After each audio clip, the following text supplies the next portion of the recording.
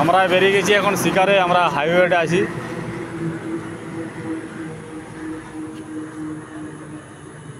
আমরা হাইওয়েতে আছি, এই ছেলেগুলা লাইন হোটেলে খাওয়া দাওয়া করছে। এখন প্রায় অনেক রাত্রি হয়ে গেছে। এই আমাদের ব্যাগ সিপ টিপ সব কিছু রয়েছে এইখানে। ছেলেগুলা খাওয়া দাওয়া করছে, মোটামুটি তড়কা রুটি খাওয়া দাওয়া হচ্ছে।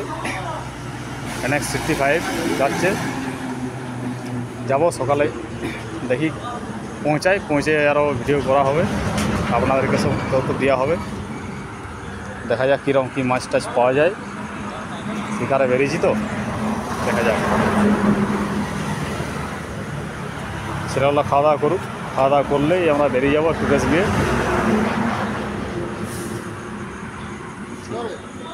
আমরা ঢুকলাম এই মাত্র পুকুরে। টোপ মোটামুটি রেডি, ছিপ 4টা ফেনে দিয়ে ফেলে দিয়েছি। 4টা ছিপ ফেলে দিয়েছি। এখনও চারিদিকে অন্ধকার। ওই পাড়ে একটি ঘাট আছে, চারিদিকে গোটায় অন্ধকার। টোটাল 5টা ছিপ বসেছে এখন আমাদেরটা নিয়ে। আমাদের ছিপ এই যে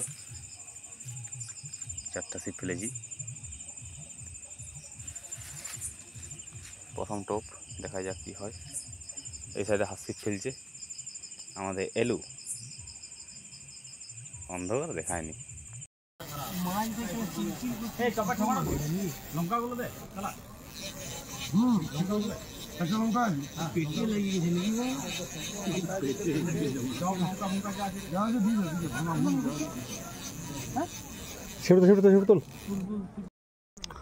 আজ আমরা সুনুকপাড়ির নেওয়াতপুর এসছি ভাইটুর অবদানে। ভাইটু নেটটা তুলো তো একবার, তুলে দাও ভাইটু। এগুলো আছে তোমার লাইলন টিকার, হাত ছিপে ধরা হয়েছে, ঠিক আছে। তারপরে আছে তোমার ওই রুই মিড়ি ছোটো ছোটো। তারপরে এটাতে আছে কাতল আছে আর রুই আছে। এই যে তুলো দেখি,